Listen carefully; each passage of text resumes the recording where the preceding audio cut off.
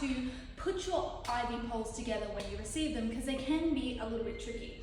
If you don't install them properly into the base, they might appear a little bit wobbly, but that is not, doesn't mean that they've been put together properly. So I'm going to show you how to do that right now.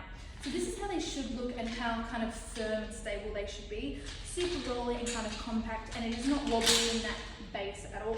So that's how it should be. How it comes, because for shipping and all that kind of thing, they do get posted to you separate. So I want to install the pole into the base. In the base, it does come with a rubber kind of insert. That is where the pole is going to go, and that has to, the pole has to be inserted right into the bottom to make sure that it's installed properly.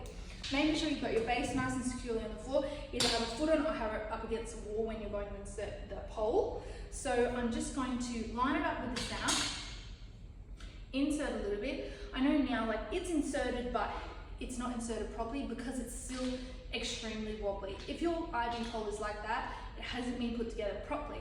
So all I need to do is just apply a little bit more pressure, but you just need to kind of twist and insert and just keep kind of driving that through until it has hit the kind of the base of that insert.